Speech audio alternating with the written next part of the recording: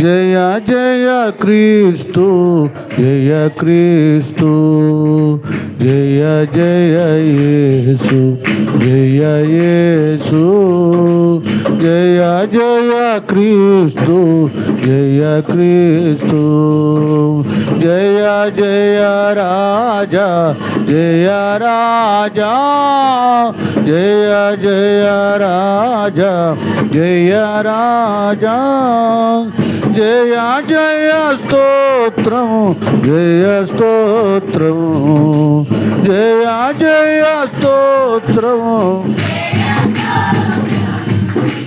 జయ జయ యేసు జయ యేసు జయ జయ క్రీస్తు జయ క్రీస్తు. హల్లెలూయా. ఈ రోజున ప్రపంచంలో మరి అనేక దేశాలలో అనేక సంఘాలలో సహవాసాలలో ఈ పునరుత్థాన పండుగ జరుపుకుంటూ ఉంటారు. ఈస్టర్ పండుగ, ఇంగ్లీష్లో ఈస్టర్ పండుగ జరుపుకుంటూ ఉంటారు. వాస్తవంగా మనం కొన్ని జ్ఞాపకం చేసుకుంటాం. బర్త్డే, పుట్టినరోజును జ్ఞాపకం చేసుకుంటాం, హ్యాపీ బర్త్డే అంటాం. అలాగే వెడ్డింగ్ డే అంటే మ్యారేజ్ డే, వివాహ దినాన్ని కూడా జ్ఞాపకం చేసుకొని కదా హ్యాపీ వెడ్డింగ్ డే అంటాం. ఇక మామూలుగా కొద్దిగా విచారకరమైంది జ్ఞాపకార్థ కూడిక. మరణ దినాన్ని ఎవరైనా భక్తులు లేక బంధువర్గం ఆ రోజున జ్ఞాపకం చేసుకొని ఏదో సభ ఏర్పాటు చేయడం జరుగుతుంది. అయితే ఈ దినాన్ని ప్రపంచంలో ఎవరు కూడా జ్ఞాపకం చేసుకోలేరు, పునరుత్థాన దినం. మళ్ళీ బైబిల్లో ప్రస్తుతం కూడా చనిపోయినటువంటి వారు బ్రతకడం జరిగింది. లాజరు బ్రతికాడు కదా, మరి యాయరు కుమార్తె బ్రతికింది. నాయను ఆ ప్రాంతంలో ఆ విధవరాలు కుమారుడు బ్రతికాడు. ఇలా చాలామంది బ్రతకడం జరిగింది, గండింది శారీరకంగా. అయితే వాళ్ళు మరలా చనిపోయారు. అర్థం చేసుకోండి, చనిపోయారు కనుక ఇక వారికి చనిపోయి తిరిగి లేచిన రోజు, బ్రతికిన రోజు అని ఏ జ్ఞాపకార్థాలు లేవు. అయితే ఒక యేసు ప్రభువుల వారికి మాత్రమే ఈ యొక్క పునరుత్థానం, మరణాన్ని జయించి తిరిగి లేచిన రోజును జ్ఞాపకం చేసుకుంటూ ఉన్నాం. ఎందుకంటే వాళ్ళందరేమో శారీరకంగా చనిపోయి బ్రతికి మళ్ళా చనిపోయారు కదా, లాజరు కానీ తదితరులు. అయితే యేసు ప్రభు వారిని గురించి మనం ఆలోచిస్తే ఆయన ఒకవేళ అయితే యేసు ప్రభు ఆయన చూసినట్లయితే ఆయన శరీరము లేక ఆయన ఎప్పటికీ ఎన్నటికీ ఆయన స్థితి నాశనం కాదు. ఆయన ఆత్మ శరీరము రెండు ఆయన పునరుత్థానుడై లేచిన తర్వాత ఆయన శరీరము మహిమయుక్తంగా మార్చబడింది. మళ్ళీ ఆయన లేచినాక మళ్ళీ చనిపోయాడా? లేదు కదా. ఆత్మ సంబంధమైనటువంటి శ్రేష్ఠ పునరుత్థానం ప్రభువారు పునరుత్థానం. ఎందుకంటే ఆయన శరీరధారిగా ఉన్నప్పుడే చెప్పాడు, నాలో పాపమున్నదని మీలో ఎవరైనా నేరస్థాపన చేయగలరా? పాపము లేనటువంటి పరిశుద్ధాత్మ వలన ఉద్భవించిన శరీరం, అది పవిత్రమైన శరీరం అనాలి. అప్పుడు వరకు పరిశుద్ధమైన శరీరం అనాలి. ఆయన చనిపోయి తిరిగి లేచిన తర్వాత మహిమయుక్తమైన శరీరం. ఎందుకంటే పౌలు గారి ఈ విషయంలో మనకు అర్థమయ్యేటట్టు చెప్తాడు. ఆయన అక్కడ ఏం చెప్తాడంటే, మర్త్యమైనది అమర్త్యమును ధరించినప్పుడు అనే చక్కటి మాట ఒకటి కొరింథీ పత్రికలో వ్రాయబడి ఉంటుంది. చూడండి, కొరింథీయులు రాసినటువంటి మొదటి పత్రిక ఎక్కడి నుంచి వెళ్దాము? 15వ అధ్యాయం ఎక్కడి నుంచి మనం వెళదామంటే 52 నుంచి వద్దాం. 52 వచ్చి నుంచి 15:50. అదే ఇది ప్రభువారి యొక్క పునరుత్థానము కదా. ఆయన మరణించి తిరిగి లేవడం అనేది అందరు చనిపోయి బ్రతకడం అనేది అలాంటిది కాదు. ఇది ఉన్నతమైనటువంటిది, పరలోక సంబంధమైనది, దైవ సంబంధమైనది, మహిమయుక్తమైనది. ఆ మర్మాన్ని దైవాత్మ కలిగినటువంటి వాడైన పౌలయ్య కొరింథీలో ఉన్నటువంటి సంఘ బిడ్డలకు తెలియజేస్తున్నాడు. ఇదిగో మీకు ఒక మర్మాన్ని తెలుపుచున్నాను, మనమందరము నిద్రించము కానీ నిమిషములో ఒక రెప్పపాటున కడబూర మ్రోగగానే మనమందరము మార్పు పొందుదుము. బూరమ్రోగును, అప్పుడు మృతులు అక్షయులుగా లేపబడుదురు, మనం మార్పు పొందుదు. క్షయమైన ఈ శరీరము అక్షయతను ధరించుకొనవలసి ఉన్నది, మర్త్యమైన ఈ శరీరము అమర్త్యతను ధరించుకొనవలసి ఉన్నది. ఈ క్షయమైనది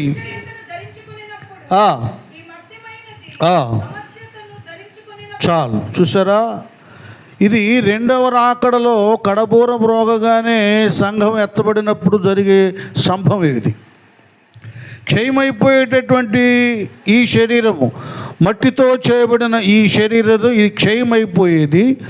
మట్టిగా కలిసిపోయేటటువంటి ఈ శరీరము ఏం ధరిస్తుందటండి? గట్టిగా అదే రిఫరెన్స్ చదివారు, దాని ఫాలోఅప్లో ఉండండి. ఏం ధరిస్తుంది? క్షయమైపోయేది.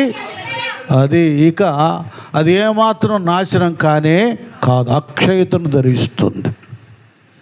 రేపు మనం రెండవ రాకడలో దేన్ని మనం ధరించబోతున్నామో అది కలిగి ఉన్నాడు యేసు ప్రభువారు. అది కలిగి ఉన్నాడు. కొద్దిగా మనం ఆలోచించాలి. మనము రేపు అక్షయతను ధరించుకోవటానికి ఇప్పుడు మనం ఏం చేస్తున్నామంటే రక్షించబడిన బిడ్డలకు మాత్రమే ఇది, అందరికి కాదు. యేసు ప్రభు నాకు తెలుసు, ఆయన దేవుడు, నేను కూడా నమ్ముతున్నాను, ప్రార్థన చేస్తున్నాను అనేది కాదు. అంత మాత్రమే కాదు, నమ్మినటువంటి ప్రతి ఒక్కరూ అజ్ఞాన కాలమందు దేవుడు చూడనట్లుగా ఉన్నాడు. ఇప్పుడైతే అంతటను అందరూ మారు మనసు పొందాలని మనుషులకు అది ఏం చేయాలి? అందరూ మారు మనసు పొందాలి. మారు మనసు పొందిన తర్వాత ఏం చేయాలి? పాప క్షమాపణ పొందుకోవాలి. జన్మ కర్మ పాపాలన్నీ దేవుని పాద సన్నిధిలో ఒప్పుకోవాలి. ప్రభు రక్తం చేత కడగబడాలి. కడగబడిన తర్వాత ఏం చేయాలి? యేసు ప్రభు వారు నికోదేముతో చెప్పినట్లు ఒకడు క్రొత్తగా జన్మించేనే కానీ పరలోక రాజ్యములో అది ఆ జన్మే నీటి మూలముగా ఆత్మమూలం. నీరనగా వాక్యం కదా, ఆత్మ అనగా అన్ని విషయాల్లో మనలో పశ్చాత్తాపాన్ని కలిగించేది. ఇది క్రొత్త జన్మ, నూతన జన్మ. నూతనత్వాన్ని ధరించాలి. అదే అంటాడుగా పౌలయ్య 2 కొరింథీ 5:17 కదా. ఏమంటాడు చూడండి, దీనికి లింక్ ఉంది. మన పునరుత్థానానికి, మన రక్షణకు. కాగా ఎవడైనను క్రీస్తు నందున్న ఎడల వాడు నూతన సృష్టి. అదండి, ఏమైపోయినాయి పాత అని చెప్పండి. అది పాతవి గతించను, ఇదిగో అది పాతవన్నీ ఏమైపోవాలి. కాబట్టి ఇక్కడ మళ్ళీ మీకు క్లారిటీగా పేతురు రాసినటువంటి మొదటి పత్రిక 2వ అధ్యాయంలో క్లియర్గా చెప్తాడు. ఆ పాతవన్నీ ఏమిటో కూడా ఇక్కడ పేతురు గారు చెప్తాడు. మీరు ప్రభువు దయాళుడని రుచి చూచిన ఎడల అది అర్థమవుతుందా? ఇప్పుడు చూడండి, ప్రభువారు అసలు ఆయన శరీరము, ఆయన ఆత్మతో కదా, పరిశుద్ధాత్మ వలన జన్మించినటువంటి వాడు. ఆయనలో లోపము, పాపము, దోషము ఏమీ కూడా లేనే లేదు. కదా. ఆ రూపం ఇప్పుడు మనకు రావాలంటే ఇదిగో ఒకడు క్రొత్తగా జన్మించాలి. జన్మించడం అంటే ప్రభు దయాళుడని రుచి చూచి ఎరిగిన ఎడల అది సమస్తమైన, అది అర్థమవుతుందా, సమస్తమైన దుష్టత్వమును, సమస్తమైన కపటమును, వేషధారణను, అసూయను, సమస్త దూషణ మాటలను మానిగి క్రొత్తగా జన్మించిన, అర్థమవుతుందా? ఇప్పుడు ఎలాగుండాలి? క్రొత్తగా జన్మించిన ఇది రావాలి.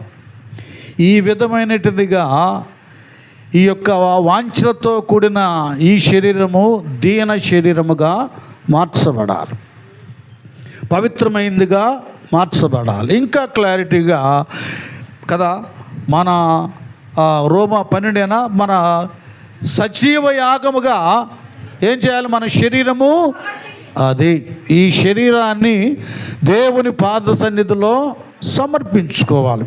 వినండి, పునరుత్థాన బలం అనబడేటటువంటిది ఆయన పవిత్రుడు యేసు ప్రభువారు కనుకనే ఆయన మరణించినా కూడా మృత్యుంజయుడై 3వ దినాన లేచాడు. ఇప్పుడు మనం ఏం చేయాలి అంటే, పాత నిబంధనల నుండి పేతురయ్య కూడా చెప్పిన రీతిగా నేను పరిశుద్ధుడును గనుక మీరును పరిశుద్ధులై ఉండుడి. పరిశుద్ధత అనేటటువంటిది మనం కలిగి ఉండాలి. శరీర వాంఛలతో కూడా ఈ శరీరాన్ని పవిత్రంగా మలుచుకోవాలి కదా. ఈ శరీరము దీన శరీరముగా మారిపోవాలి, విరిగి నలిగితే అయిపోవాలి. సజీవ యాగముగా మన శరీరమును దేవుని యొక్క సన్నిధిలో ఆయన బలిపీఠం దగ్గర సమర్పణ చేయాలి. ఇదండి, ఇలాంటిది మనము కలిగి ఉన్నప్పుడు ఇది దీన శరీరముగా పవిత్రమైనటువంటి శరీరముగా మలచబడినప్పుడు. అంటే ఎట్లాగండి? లోకంలో మనం ఉన్నాం కదా,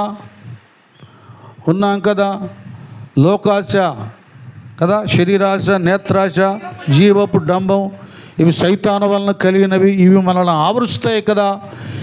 ఎలాగూ దీన్ని పవిత్రతలో మనం నిలుపుకోగలమంటే క్లియర్గా చెబుతున్నాడు తిమోతి పత్రికలోనే.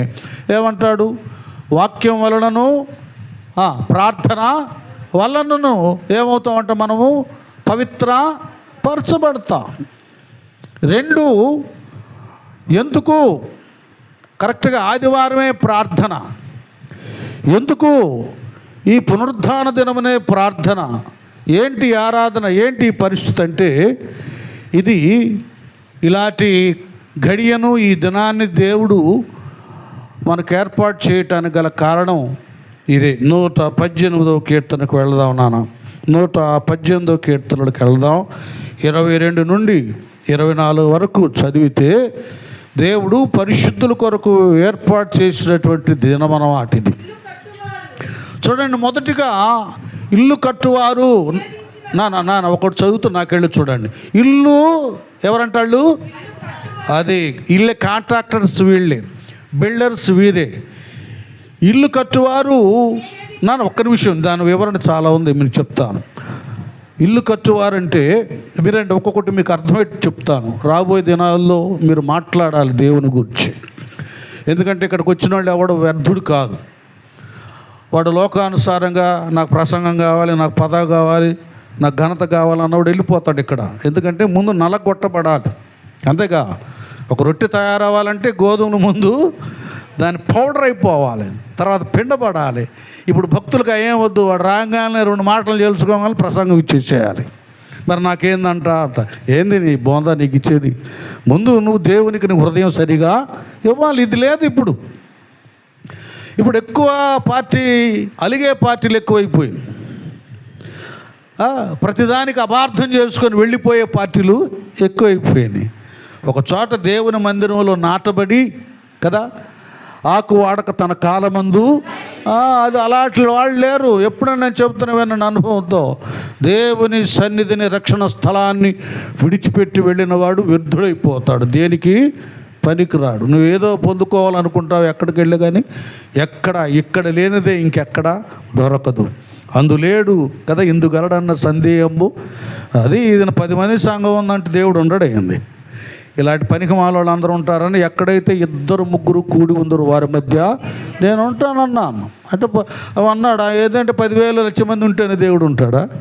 పెద్ద బిల్డింగు పాలరాతితో కట్టే బిల్డింగుల్లో మందిరాల్లో ఉంటాడా? ఎక్కడైతే విరిగి నరిగిన భక్తులు ఉంటారో వాళ్ళ మధ్యలో దేవుడు ఉంటాడు. కనుక మొదటిగా భక్తులు అనబడేటటువంటి వారు పునరుద్ధాన శక్తిని పొందుకుంటానికి వీళ్ళు ఏం చేశారు? ఇల్లు కట్టేటటువంటి వారు. దేవుడు ఏం చేశాడు ఆ దినాల్లో మీకు ఒక్కొక్కటి చెప్తాను. మొదటేమో ఆదాము తప్పు చేసిన తర్వాత దేవుడు తన ఆజ్ఞను సెలవిచ్చి ఒక నియమంలో బ్రతకటం నేర్పిస్తే ఆ ఇల్లును కట్టుకోవాలని ఆదాము చూశాడు. కానీ కయ్యను దాన్ని తృణీకరించి హంతకుడయ్యాడు. తన జీవితాన్ని సరిగా కట్టుకోలే. హేబేలు కట్టుకున్నాడు. ఒకవేళ హతసాక్షి అయినా దేవుని సంధికి వెళ్ళిపోయాడు. ఆయన రక్తం మొరపెట్టింది కదండి. నెక్స్ట్ మనం చూసినట్లయితే మరి హానోకును గురించి రాయబడం. హానోకు దేవుని యందు విశ్వాసం గలవాడే దేవునితో నడిచాడు. 65 సంవత్సరాల వయసప్పుడు దేవుని గురించి తెలుసుకున్నాడు. 365 సంవత్సరాలు బతికాడు ఆయన. 300 సంవత్సరాలు దేవునితో నడిచాడు. భార్య పిల్లలను చూసుకుంటూ దేవుడితో నడిస్తే దేవునికి అతడు ఇష్టంగా ఉన్నాడు కనుక పరలోకానికి తీసుకెళ్ళిపోయాడు. హానోకును గురించి మీరు తర్వాత చదువుకోండి, యోధా పత్రికలో ఉంది. హానోకు కూడా ఉగ్రతను గురించి కదా, యేసయ్య 2వ రాకడను గురించి ప్రవచించాడు ఆయన. ఏమండి, తన భార్య బిడ్డలకు ఏదో ఒక విధంగా సత్యాన్ని తెలియచేసాడు. తను వెళ్ళిపోయాడు. ఆ తర్వాత నోవహు తను కట్టుకున్నాడు. తన కుటుంబ రక్షణ కొరకు ఒక ఓడను దేవుడు చెప్పినట్లుగా సిద్ధపరుచుకున్నాడు. యెహోవా దేవుడు ఏదేది ఆజ్ఞాపించాడో ఆ ప్రకారంగా నోవహు ఓడను సిద్ధపరుచుకున్నాడు. తన ఇంటిని రక్షించుకున్నారు. ఇంట్లో ఉన్నటువంటి 7 కూడా తన భార్య కానీ 3 కుమారులు కానీ కోడళ్ళు కానీ మాటకు అడ్డు చెప్పలేదు, ఫాలో అయ్యారు. ఏమండి, వాళ్ళు కూడా సహకరించారు కనుక ఆ ఇంటి వారు రక్షించబడ్డారు. ఇలాగున క్రమక్రమముగా మనం వెళుతూ చూస్తూ లేఖనాలు ఆలోచిస్తూ వస్తే ఇక ఆ మోషే ధర్మశాస్త్రం వచ్చినప్పుడు ఈ ధర్మశాస్త్ర సంబంధమైనటువంటి లేవి గోత్రాన్ని దేవుని ఇంటి పని చేయటానికి ఏర్పాటు చేసుకున్నాడు. ఎలాగో వాళ్ళు ఆరాధన చేయాలో, పాడాలో, లేక ఘనపరచాలో, ధర్మశాస్త్రానికి లోబడాలో, దైవాజ్ఞలకు కట్టుబడి ఉండాలో ఇవన్నీ నేర్పించి వారిని ఒక ఇంటిగా కట్టి వారిని దేవుడు రాజ్యం కొరకు సిద్ధపరుస్తున్నారు. రాను ఏమైందంటే వాళ్ళలో ఎవరు సరైన రీతిగా దేవుని ఇల్లు కట్టలేకపోయారు. అయితే దేవుడు తన ప్రియకుమారుని యేసు ప్రభువుల వారిని లోకానికి పంపించాడు. వినండి నాన్న. పంపించినప్పుడు ఏం జరిగిందంటే ఆయన అద్భుతాలు, ఆశ్చర్యకార్యాలు, స్వస్థతలు, సూచక్రియలు ఇవన్నీ చేయడం మొదలుపెట్టి దానితో పాటు కదా ఆత్మవిషయమై దీనులైన వారు ధన్యులు, పరలోక రాజ్యం వారిదని పరలోక రాజ్యాన్ని గురించి ఇక బోధిస్తున్నాడు. ఆ పరలోక రాజ్య ప్రవేశంలో హృదయశుద్ధి గలవారు ధన్యులు, వారు దేవుని చూచెదరు. ఈ రీతిగా ఒక నియమాల గురించి బోధిస్తున్నారు. ఆయన సజీవమై రాయిండి కదా, మూలరాయుండి మనందరినీ మానవాళ్ళంతటినీ సజీవమైన రాళ్ళగా చెక్కి ఆ ఇంటిలో ఒక్కొక్క దాని మీద ఒకటి పేర్చి కట్టబోచుండగా ఏం చేశారు? ఇప్పుడు చదువున్నాను. ఏం చేశారు వాళ్ళు? ఇల్లు కట్టువారు నిషేధించారు. ఇల్లు కట్టేవారు అసలు యాజకులే. యేసు, నువ్వు చక్కటి సందేశాలు అందిస్తున్నావు కదా, మేము చెప్పని సంగతులు, లోతైన విషయాలు, పరలోక రాజ్య సంబంధమైనటువంటి మర్మాలు దేవుడు నీకు బయలుపరిచాడు. ఆ మాట నికోదేమన్నాడు కానీ అందరు అనలేకపోయారు. నువ్వు బాగా కట్టుతున్నావు, కట్టు, మేము కూడా ఒక సజీవమైన రాయిగా మలచబడతాం అన్న మాట అనకుండా ఏం చేశారంట? అది మూలం, అది ఆ పాయింట్ రావాలి. చూడండి ఏం చేశారు వాళ్ళు? నిషేధించిన ఆ మాట కావాలి, అది గట్టిగా చదువు. ఏంటన్నాడు? అది కావాలి. ఇప్పుడు పాయింట్ ఏంటిది? నిషేధించిన రాయి. ఆ రాయి క్రీస్తే. వాళ్ళు నిషేధించారు. అన్ని జనాంగ స్వజనులు, యూదా ప్రజలు, ఇశ్రాయేలీలు ఈ రాయిని నిషేధించారు. వారు నిషేధించిన అన్ని జనాంగంలో కదలిక వచ్చింది. 10 మంది కుష్ఠరోగులు వచ్చారు. ప్రభువా మమ్మల్ని శుద్ధునిగా చేయమన్నారు. వెళ్ళండి, మీ శరీరాలు యాజకుడికి చూపించుకోండి అన్నారు. వాడు వెళ్తుండగానే మార్గ మధ్యలోనే స్వస్థత పొందుకున్నారు. 9 మంది మాయమైపోయారు. ఒక అన్యుడు, సమరయుడు వచ్చాడు. స్తోత్రాలు చెల్లించి యేసయ్య పాదాల దగ్గర ఆయనకు మొక్కాడు. గట్టిగా చప్పట్లు కొడదాం. ఆ 90 ఎక్కడా? మిగిలిన 90 ఎక్కడా? ఒక్కడే తిరిగి వచ్చాడు. అతడు కూడా ఎవరట? అన్యుడు, సమరయుడు. అర్థమవుతుందా? వాళ్ళు నిషేధించారు. సమరయులలో, రోమీలలో, గ్రీకులలో అన్ని జనాంగాల్లో కదలిక కలిగింది. అందరూ వచ్చేసారు. పట్టణాలే కదిలించబడ్డాయి.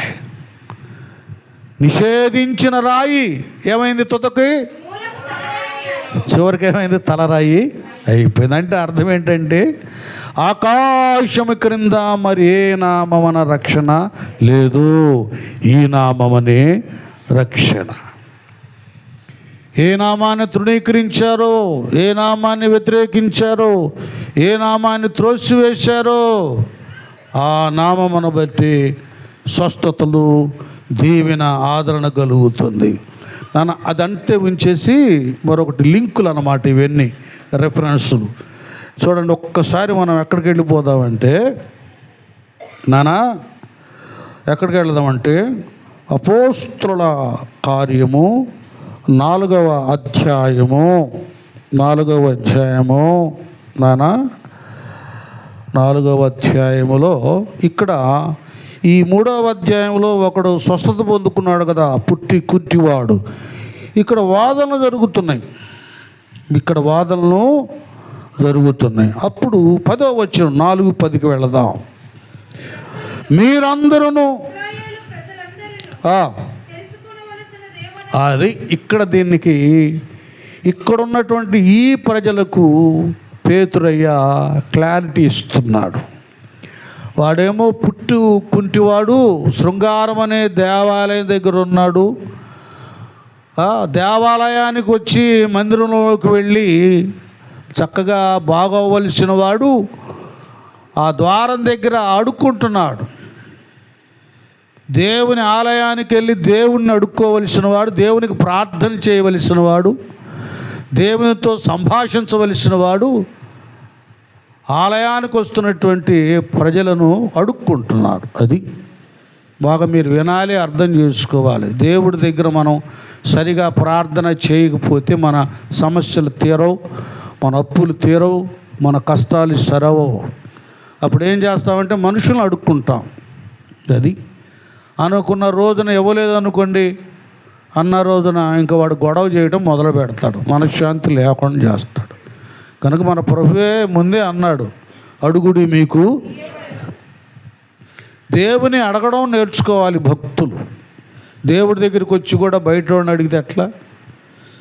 ఇచ్చే ఆయన ఉన్నాడు, వాగ్దానం చేసినవాడు. అది వాడు బయట అడుక్కుంటున్నాడు. కారణం ఏంటంటే మందిరంలో లేడు. మన మనసులు దేవునిలో, దేవుని సన్నిధిలో, ఆలయంలో లేకపోతే ఇతరుల మీద ఆధారపడతాం. అదే దేవుని సన్నిధిలో మన హృదయాలు ఉంటే ఎవరి మీద ఆధారపడం. మానుదినాహారము నేడు మాకు, ఏ సమయంలో ఏది కావాలో దేవుడే మనకి ఇస్తాడు. అట్లుంది ఈ శృంగారం అనే దేవాలయం దగ్గర ఉన్నాడు పరిస్థితి. అలాంటి వాడిని పేతురు, యోహానులు వెళ్ళి, అరే బాబు, మా దగ్గర వెండి బంగారాలు లేవు కానీ కలిగింది ఇస్తున్నాం లేవని యేసయ్య నామంలో వాడిని బాగు చేశారు. ఇక గొడవలు ఎక్కువైపోయినాయి. ఇక వాడి మీద ఎంటపడ్డారు, ఎవర్రా వాళ్ళు, అది ఇది ఓ రాగా నానా గొడవలు జరిగిపోయినాయండి. ఇక్కడ మంచి జరిగిందిగా. ఆ సంఘ పెద్దలు, నాయకులు, మత పెద్దలు ఏం చేయాలంటే మేము చేయింది దేవుడు వాళ్ళ ద్వారా చేయించు. ఇప్పుడు వస్తున్న తిప్పలన్నీ అదే. అమ్మ పెట్టదంట, అది వాళ్ళు చెయ్యరు, వాళ్ళు పవిత్రంగా బ్రతికే విషయాలు బోధించరు, నిత్య జీవ వారసత్వం ఎలాగో సంపాదించాలో వాళ్ళు రక్షణ పొందుకోరు, రక్షణ పొందుకున్న వాళ్ళను పొందుకొనే ఎవరు. అలాగయ్యింది సమాజం. ఇంక గొడవలు లేస్తుంటే ఇక్కడ అంటారు, మీరందరూ ఇశ్రాయేలు ప్రజలందరూ చదువురా గట్టిగా. అది అసలు విషయానికి వచ్చాడు పేతురయ్య. మీరు సిలువ వేసినట్టు మృతులలో నుండి దేవుడు లేపినట్టు నజరేయుడైన యేసుక్రీస్తు నామముననే ఈడు స్వస్థత పొంది. ఇది వినండి.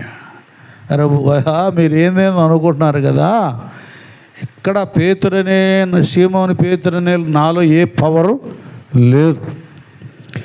ఇక్కడ ఈ పుట్టుకుంటే వాడు నడవడానికి స్వస్థత పొందుకుంటాన కారణం ఏంటంటే, మీరు సిలువేశారే ఆ యొక్క యేసు ప్రభువు వారిని తండ్రి అయినటువంటి దేవుడు మృతుల్లో నుండి దేవుడు నజరేయుడైన యేసుక్రీస్తు నామముననే వీడు స్వస్థత పొంది మీ ఎదుట గట్టిగా చెప్పడం. అది ఆయన నామంలోనే స్వస్థత పొంది నిలబడ్డాడయా బాబు. ఎందుకంటే మళ్ళీ అక్కడ 118వ కీర్తనలో ఏ మాట అయితే అక్కడ కీర్తనాకారుడు జ్ఞాపకం చేశాడో, లేక ప్రవచనాత్మకంగా ఆ మాటలు రిలీజ్ చేశాడో, ఇక్కడ అపోస్తుడైన పేతురయ్య కూడా ఇల్లు కట్టువారైన మీరు, ఇది ఇప్పుడు క్లారిటీ వచ్చిందా? ఇల్లు కట్టువారైన శాస్త్రులు, పరిచయులు, ప్రధాన యాజకులైన మీరు, అర్థమవుతుంది. ఇప్పుడు సంఘంలో మేము కూడా ఆత్మవిమర్శ చేసుకోవాలి. మేము సంఘాన్ని కట్టేవారం, సంఘానికి సజీవ రాళ్లను మలిచి అందులో సెట్ చేసేవారు దైవ సేవకులు, సేవకురాళ్ళు. కనుక ఇల్లు కట్టే మేమే అసలు ఆయన మూలమైన యేసయ్యను తృణీకరిస్తే వాళ్ళేమో డైరెక్ట్గా దూషించి నెట్టేశారు ఇశ్రాయేలు, యూదులు, ప్రధాన యాజకులు. ఇప్పుడు మేమేం చేస్తున్నాం? మా క్రియల ద్వారా కదా, మా క్రియల ద్వారా, మా ప్రవర్తన ద్వారా, మా స్వార్థము కదా, మా లబ్ధి, మా లాభం, మా స్వప్రయోజనాలు ఆలోచించి వాక్య నియమాల్లో మేము బ్రతకకుండా, సంఘ బిడ్డలను బ్రతికివ్వకుండా భ్రష్టులమయ్యే స్థితిలో ఉన్నాం. అహో మా సంఘానికి అంతమంది ఎంతమంది వస్తున్నారు, బాగా చందాలు వస్తున్నాయి, బాగా డబ్బులు వస్తున్నాయి, హాయిగా ఉందని టక్కులు గిక్కులు చేసుకొని ఘనంగా కనబడుతున్నా. అసలు సంగతి ఎరగడంలా ఆకారానికి మాత్రం పైకి భక్తి గలవారుగా ఉన్నాం, కానీ దాని శక్తిని ఆశ్రయించడం. అది సంఘం చాలా జాగ్రత్తగా ఉండాలి.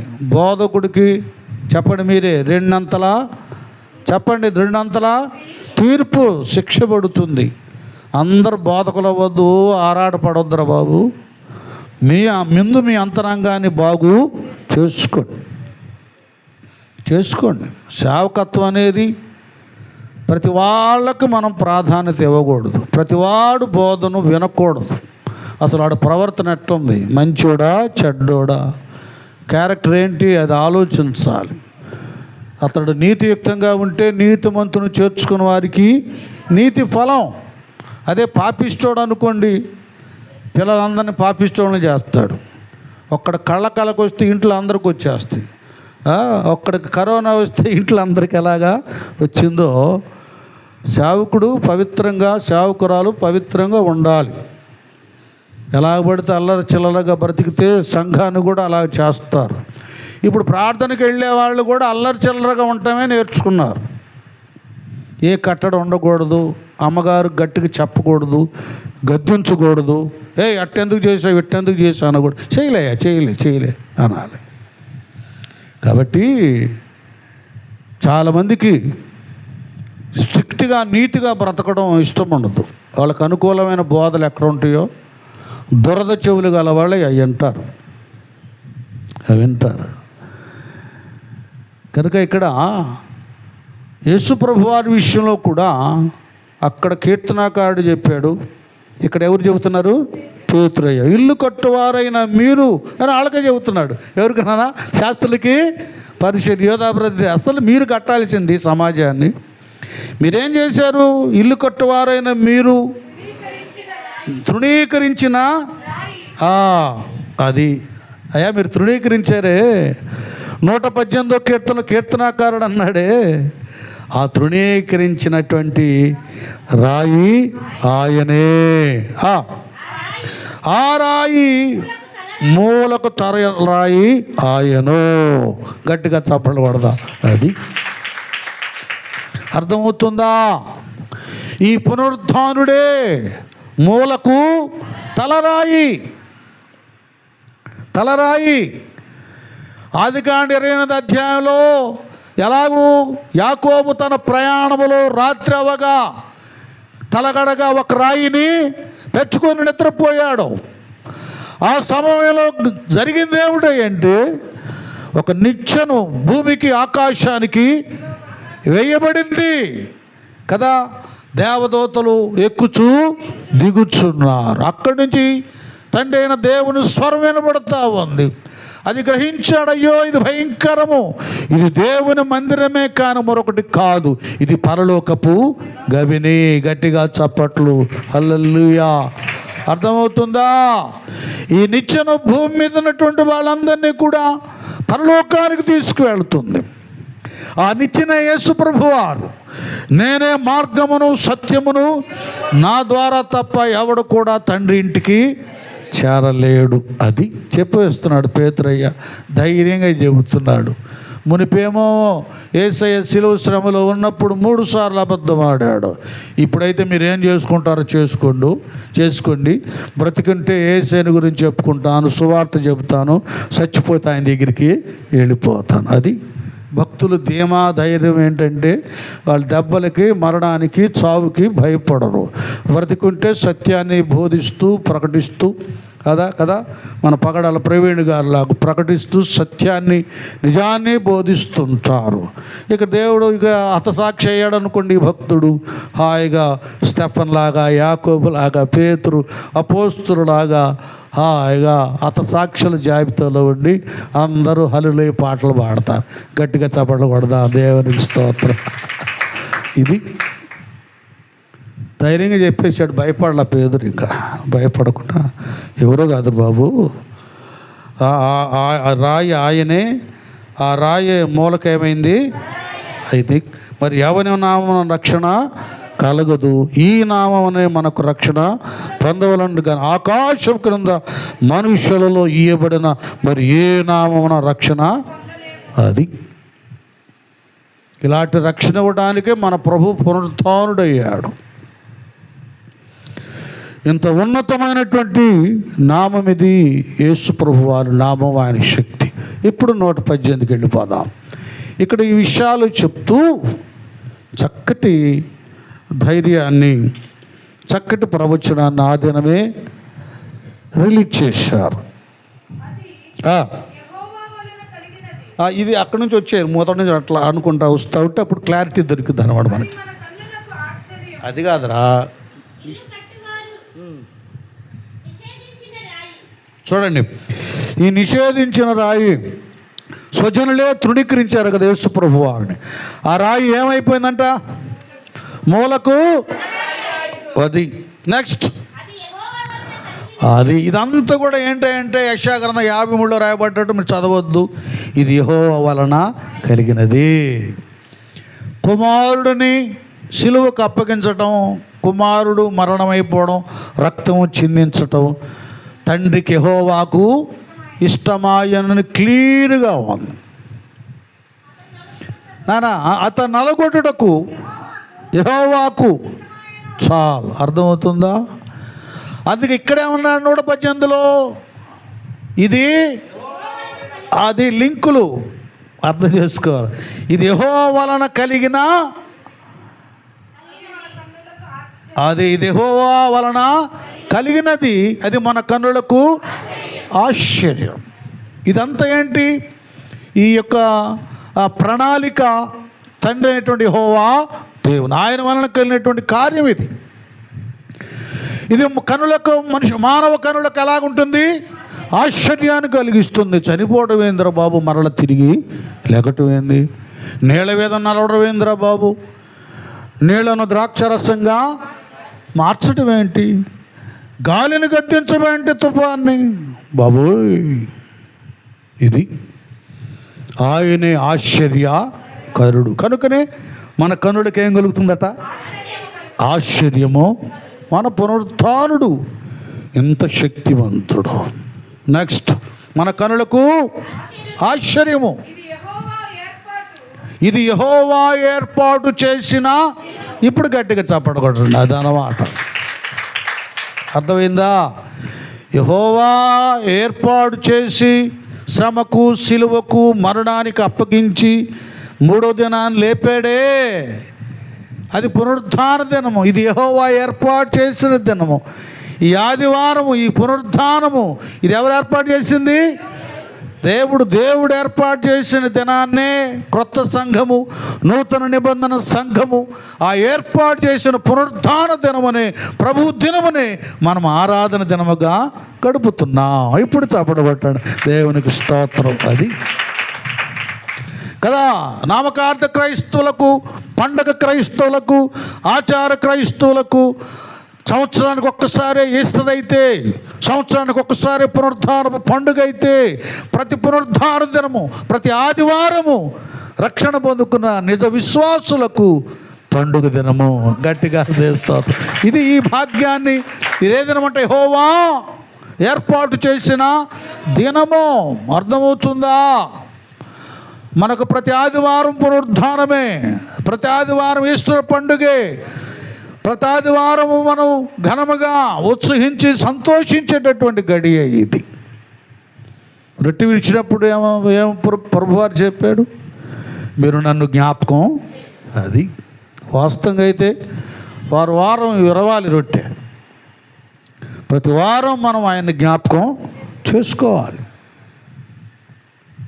ఆయన జ్ఞాపకం చేసుకోవాలి. ఇలాంటి ఉన్నతమైనటువంటిది పునరుద్ధాన దినము. నానా తర్వాత చదువు. నెక్స్ట్, దీని యందు మనము ఉత్సహించి, అర్థమవుతుందా? పునరుద్ధాన దినమందు చేయవలసింది ఏంటంటే భక్తులు, ఒకటి దీని యందు ఉత్సహించి, అర్థమవుతుందా? ఈ పునరుద్ధాన దినమందు ప్రతి ఆదివారము, ఏమండి, ఒక ఈస్టర్ పండుగ రోజునే, ఒక మట్టలాదివారం రోజున మట్టలు తీసుకుని వెళ్ళటం కాదు. ఏమంటే ఒక గుడ్ ఫ్రైడే రోజునే 7 మాటలు చెప్పుకుంటాం కాదు.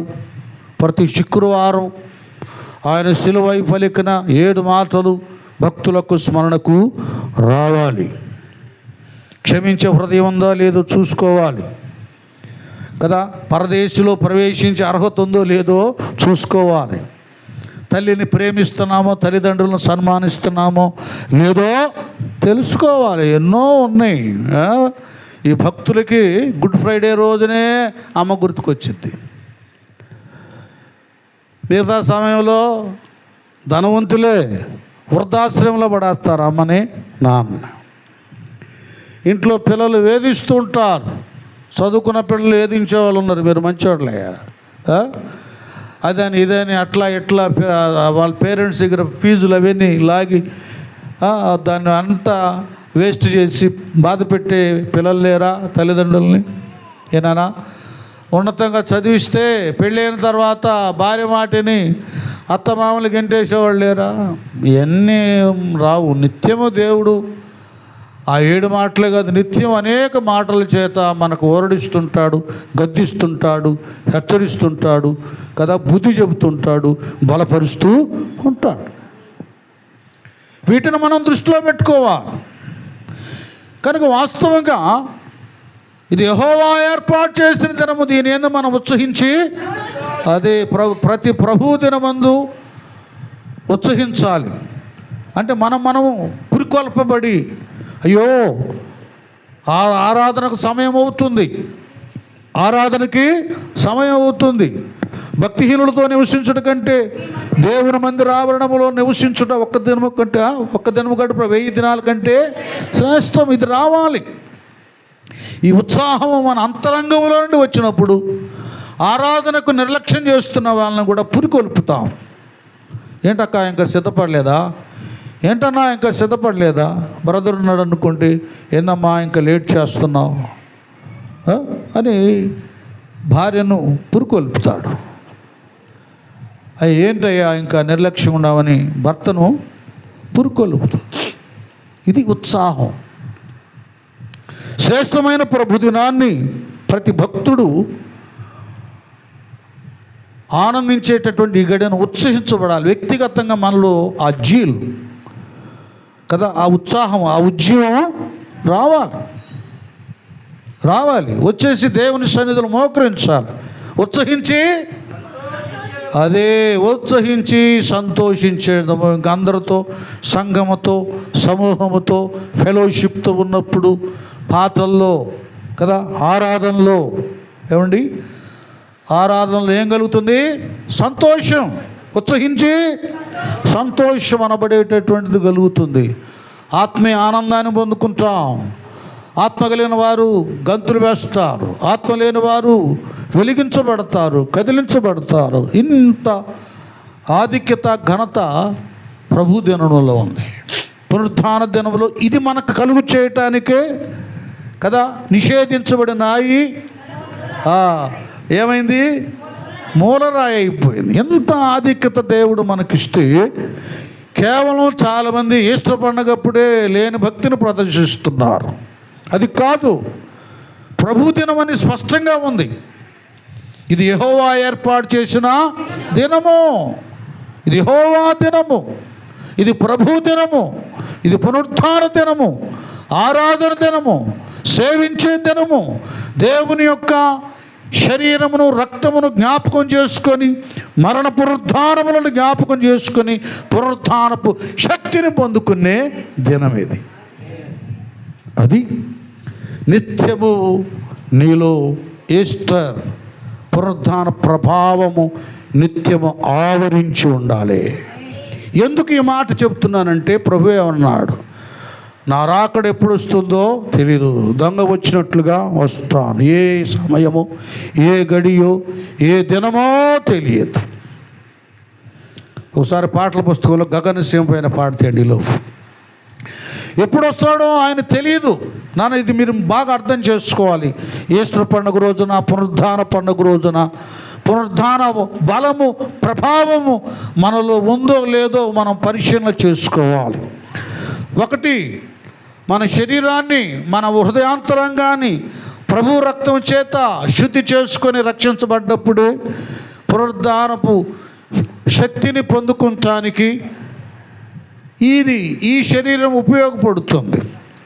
ఇంకా పాపంలో పుట్టి, పాపంలో పెరిగి, పాపంలో బ్రతికితే పాపం వలన వచ్చే జీతం మరణము. మృతమైనటువంటి, క్షయమైపోయేటటువంటి దేహంతోనే మనం ఉంటే, ప్రభు వస్తే ఆయన పునరుద్ధానుడైన వాడు, పునరుద్ధానపు బలము కలిగిన వాడిని తీసుకువెళ్ళటానికి వచ్చినప్పుడు ఎత్తబడము, విడిచిపెట్టబడతాం. విడిచిపెట్టబడటం బహు భయంకరం. ఇది చాలామంది గ్రహించడం లేదు. మనం ఇలాగ వాస్తవాలు చెప్తే క్రైస్తవులకే, బయట వాళ్ళకి కాదు, శత్రువు అయిపోతున్నాం. మేము పుట్ట క్రైస్తవులం కాదా, మేము చర్చిలకు వెళ్ళటం లేదా, మేము అది చేయట్లేదా, ఇది చేయట్లేదా అనుకోవచ్చు. ప్రభు అని పిలుచు ప్రతివాడు పరలోకంలో ప్రవేశించడం యేసయ్యే చెప్పాడు. తండ్రి చిత్తాన్ని నెరవేర్చాలి. తండ్రి చిత్తం ఏంటి? కుమారుడు యొక్క రక్తం చేత ప్రతి వ్యక్తి కడగబడాలి. నమ్మి బాప్తీసం పొందినవాడు రక్షించబడాలి. ఇది కావాలి. ఆయన పునరుద్ధానుడయ్యాడు. ఆ పునరుద్ధానపు పండుగ నేను చెప్పానుగా, పునరుద్ధానాన్ని గురించి ఏ వ్యక్తి, ఏ దేవతల గురించి పునరుద్ధానుడయ్యాడని వేడుక లేదు, దాని గురించి జ్ఞాపకమే లేదు కదా. ఒక ఈస్టర్ పండుగ ప్రభువారుల గురించి. మరొకటి, ఏ గ్రంథంలో కూడా పునరుత్థానాన్ని గురించి వ్రాయబడి లేదు. ఏ గ్రంథంలో కూడా ఖాళీ సమాధి అయిపోయింది, సమాధి తెరవబడిందని లేదు. ఈ గ్రంథములోనే, పవిత్ర గ్రంథములోనే పునరుత్థానాన్ని గురించి, ఖాళీ సమాధిని గురించి, మరణాన్ని జయించటాన్ని గురించి వ్రాయబడి ఉంది. ఎంత భాగ్యవంతులు మనం! గట్టిగా చప్పట్లు కొడదాం దేవుని స్తోత్రాలు. ఇక్కడ ఏ దినము ఏ సమయము ఊహించగలవా? ఏ దినము ఏ సమయము ఊహించగలవా? అనుకొనని ఘడియలో అరుదించును యేసు, అనుకొనని ఘడియలో అరుదించును యేసు. సమయమిదేలెమ్ము త్వరపడుమా సంగమా, సమయమిదేలెమ్ము త్వరపడుమా సంగమా. గగన సీమపై గనుడైన రారాజు రాబోవు వేళలో మేల్కొనుమా సంఘమా,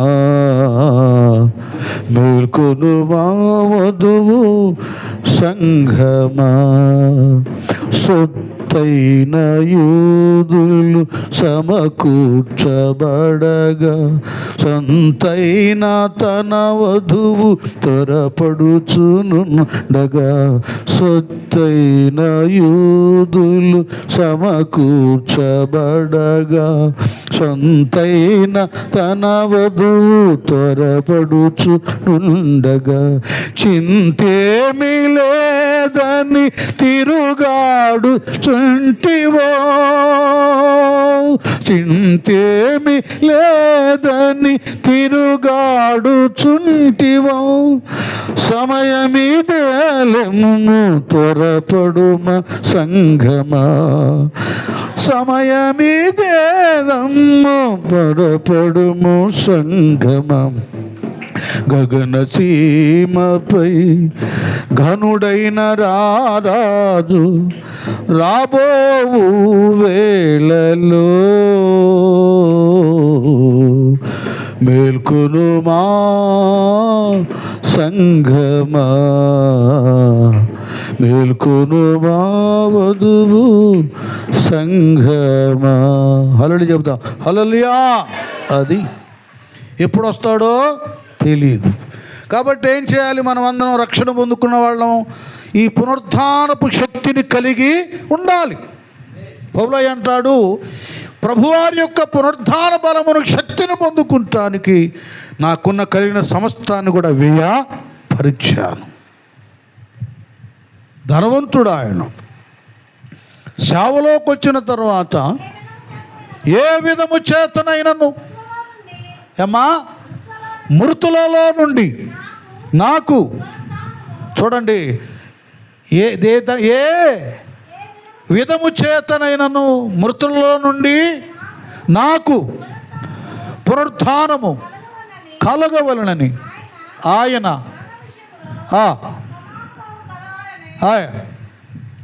నెక్స్ట్ ఆయనను ఆయన పునరుత్థాన బలమును ఎరుగు నిమిత్తమును ఆయన శ్రమలలో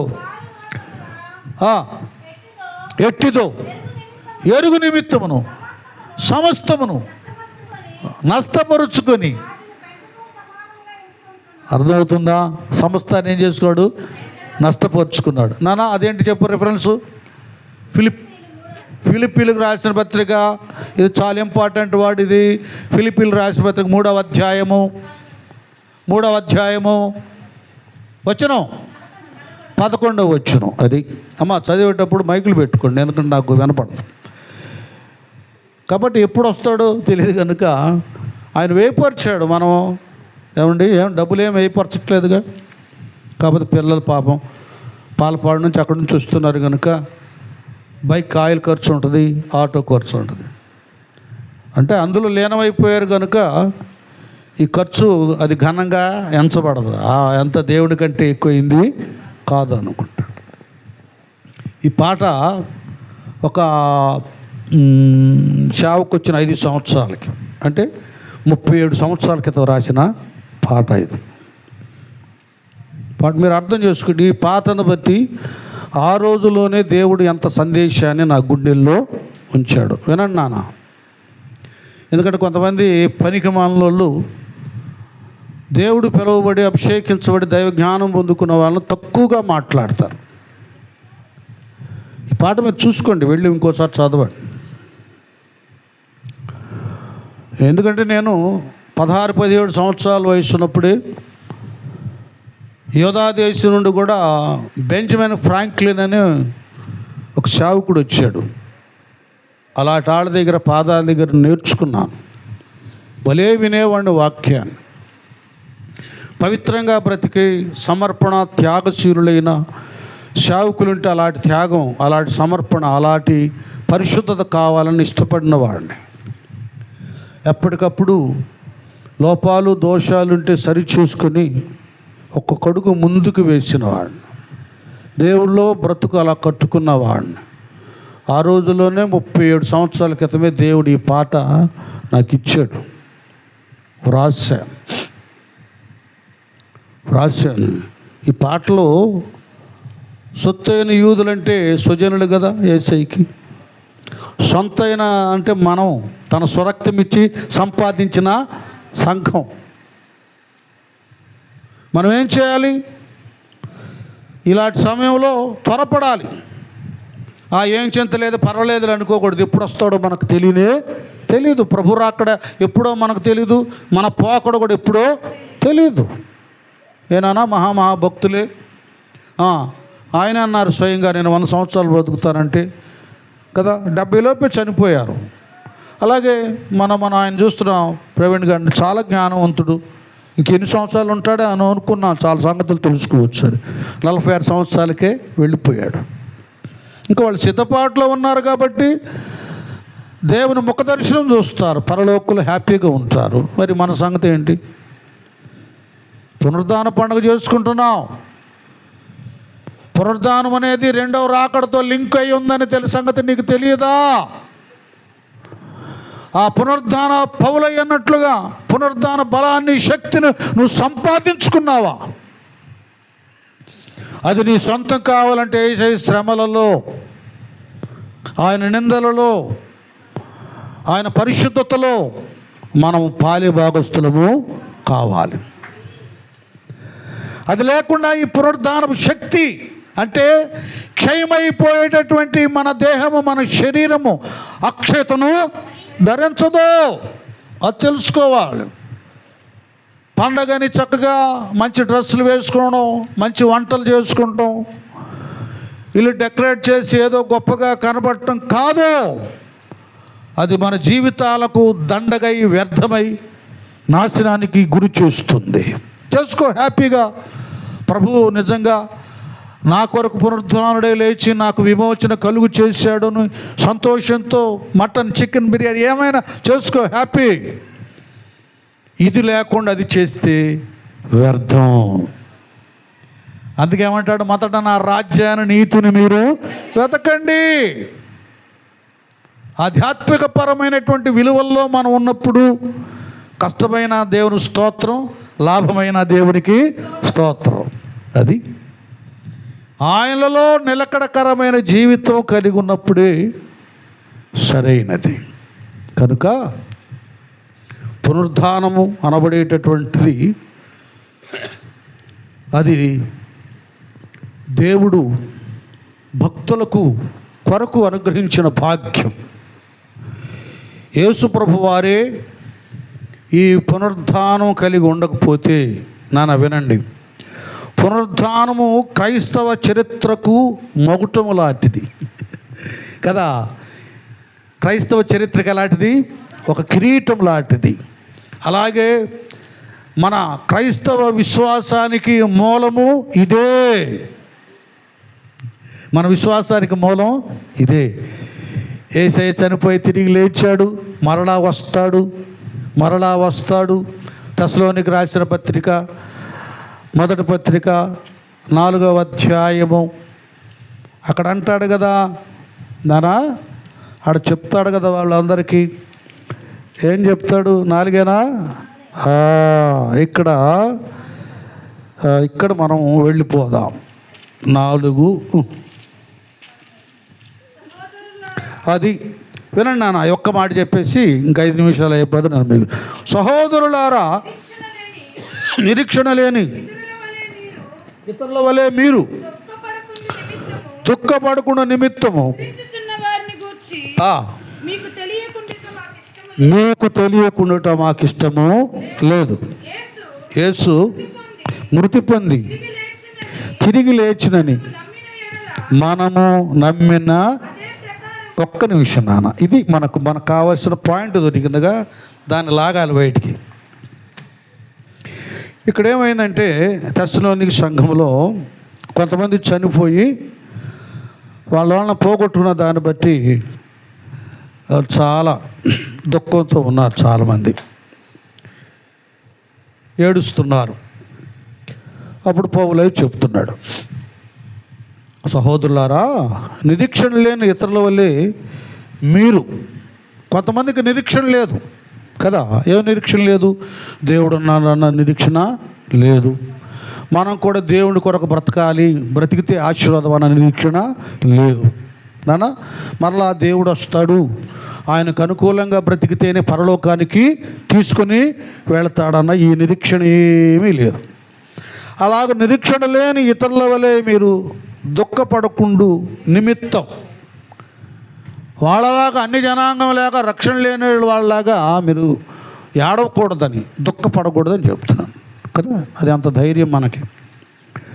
మరి చిన్న పాస్టర్ గారి తమ్ముడు చనిపోయినప్పుడు వాడే నాకు ఒక కొడుకుగా, నా హెల్పర్గా, జతపరివాడుగా, అన్ని విధాలుగా అండగా ఉండాడు. మీరు ఆలోచించండి. దేవుడు ఆయన ద్వారా ఎన్నో అద్భుతాలు, స్వస్థతలు, చనిపోయిన వాళ్ళని కూడా బ్రతికించాడు. అలాంటి వరం ఇచ్చాడు. మరి ఆయన వెళ్ళిపోయాడు. సొంత అన్నం నేను తమ్ముడు ఎంత ఏడవాలి, దుఃఖపడాలి. అయినా వేదన వస్తూనే ఉంటుంది. వెంటనే దేవుడు ఈ మాట జ్ఞాపకం చేస్తాడు. నాకే కాదు, అందరు ఉన్నారు కొంతమంది. నాన్న జ్ఞాపకం చేసుకోండి. ఇప్పుడు విషయం ఏంటైతే మనం అంటే ఏడుస్తున్నాం, కానీ వాళ్ళు హ్యాపీగా ఉన్నారు. అర్థమవుతుందా? మనమైతే బాధపడతాం, కానీ అప్పుడప్పుడు వాళ్ళు మాత్రం హ్యాపీగా ఉంటారు. ఇప్పుడు మనం ఏం గమనించాలంటే, వాళ్ళు హ్యాపీగా ఉంటాం, సంతోషంగా ఉంటాం, విశ్రాంతిలో ఉంటాం. నీకు ఇష్టం లేదా? ఇవి కూడా మనం జ్ఞాపకం చేసుకోవాలి. వారు తమ ప్రయాసములు మాని అది విశ్రాంతి, వాళ్ళు రెస్ట్లో ఉన్నారు. మళ్ళీ వాళ్ళని తీసుకొచ్చి మళ్ళీ ఆ రోగం వాళ్ళకి అంటగట్టి, వాళ్ళ కష్టాలు వాళ్ళకి అంటగట్టి వాళ్ళని పెట్టడం యుక్తమేనా, న్యాయమైనది? అది అన్నమాట. కనుక దేవుడు మాట మన గొప్ప ఆదరణే కలుగు చేస్తాయి.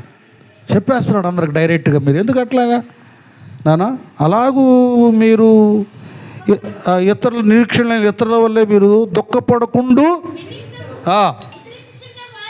నిద్రించున్న వారిని గూర్చి మీకు తెలియకుండా.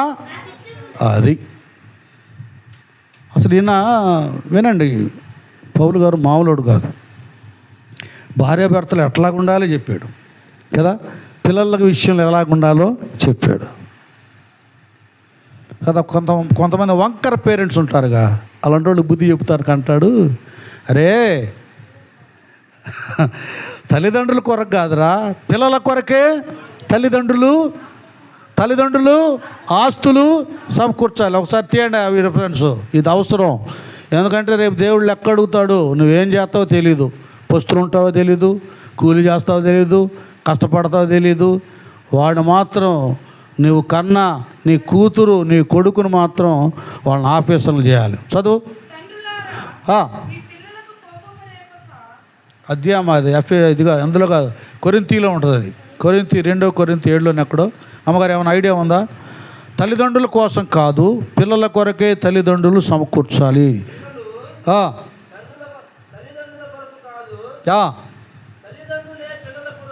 తల్లిదండ్రులే పిల్లల కొరకు తల్లిదండ్రులే పిల్లల కొరకు ఆస్తి సమకూర్చ అది అదేగా నాన్న, అదేనా రాసి తల్లిదండ్రులు పిల్లల కొరకు ఆస్తి కూర్చదగినది. అర్థమవుతుందా? తల్లిదండ్రులే పిల్లల కొరకు ఏం చేయాలి? ఆస్తి కూర్చాలి. ఇది పాయింట్. నువ్వేం చేస్తావో తెలియదు. అయితే దొంగతనం లంచాలు తీసుకోకూడదులేండి, అది పాపం, అది ఉసురు తగిలింది. అలాంటివి కాకుండా కష్టపడి పిల్లలకి సంపాదించి పెట్టాలి, ఇంకంతే. దీనికి దాని లింక్ పెట్టాడు. భార్యాభర్తల మధ్యలో కూడా అన్నీ భలే ఉంటాయి. కొరింథీ పత్రిక చదువుకోండి ఎట్లాగుండాలో. ప్రతిదానికి ఒక జ్ఞానయుక్తమైనటువంటి సందేశాన్ని పౌలయ్య అందించాడు ఆయన. కాబట్టి చనిపోయినటువంటి వారి విషయంలో కూడా మీరు ఆడవద్దండి, అది లోకస్తులు ఏడ్చేది. అంటే అంత ధైర్యం పొందుకోవాలి దేవుడి దగ్గర. యేసు మృతి పొంది తిరిగి లేచినని మనము నమ్మిన ఎడల అదే ప్రకారము యేసునందు నిద్రించిన వారిని దేవుడు ఆయనతో కూడా వెంట పెట్టుకొని, గట్టిగా చప్పట్లు కొట్టండి. అది అరే బాబు, రేపు రెండో రాకడలో జరిగేది ఏంటంటే, మనకంటే ముందెళ్ళిన మన బంధువులను మన మిత్రులను ఆయన తీసుకొని వెంట పెట్టుకొని తీసుకొస్తాడు. అక్కడ కనపడతారు. మన యోహాను గారు అక్కడ కనపడతారు, మన సాల్మన్ పాస్టర్ గారు అక్కడ కనపడతారు. ఎంత ఆనందం అది! మన రూట్ వేరు, మన తీరి వేరు, మన జీవిత విధానం ఆత్మతో ముడివేయ. ఒక మాట చెప్పాలంటే పరలోక సంబంధం అది దానితో ముడివేయబడింది, పరలోకంతో ముడివేయబడింది. ఈ లోక వాంఛలతో కాదు, ఆశలతో కాదు, ఆప్యాయతతో కాదు, పరసంబంధమైన వాటితో. సియోను వాసులం, అందుకే సియోను పాటలు సంతోషముగా పాడుచు. అది అక్కడికి మనం ప్రయాణం చేస్తున్నాం, వాళ్ళే మనకంటే ముందు వెళ్ళిపోయారు. ఇప్పుడు ఏంటంటే మనం పునరుద్ధాన శక్తిని కలిగి ఉండాలి. ఆయన తిరిగి లేచాడు, దేవుడు ఆయనతో కూడా రేపు వెంట పెట్టుకొని వస్తాడు. మేము ప్రభువు మాటను బట్టి మీతో చెప్పునదేమనగా, ప్రభువు రాకడ వరకు సజీవులమై నిలిచియుండు మనము నిద్రించిన వారికంటే ముందుగా ఆయన సన్నిధిని చేరము. ఆర్భాటముతోనూ ప్రధాన దూత శబ్దముతోనూ దేవుని బోరతోనూ పరలోకము నుండి ప్రభువు దిగివచ్చును. గట్టిగా చప్పట్లు పడదా. ఇది రెండవ రాకడ. ఇందుకు పునరుత్థానం. ఆయన వచ్చినప్పుడు మనం ఎత్తబడటానికే ఈ పునరుత్థానం శక్తి మనకి కావాలి. ఆయన రారాజుగా వస్తున్నాడు, యేసు రాజుగా వచ్చుచున్నాడు. భూలోకమంతా యేసు రాజుగా వచ్చు.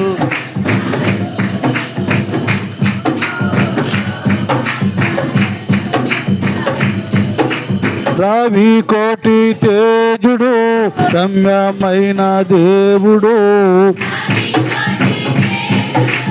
రమ్యమైన దేవుడు రారాజుగా యేసు.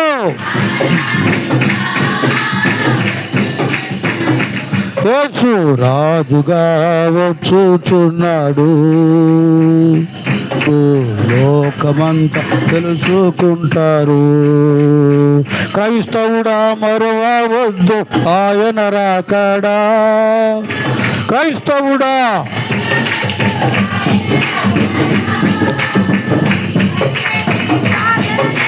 సిద్ధముగా ఉండి కనిపెట్టి ప్రార్థన చేసి సిద్ధముగా ఉండు.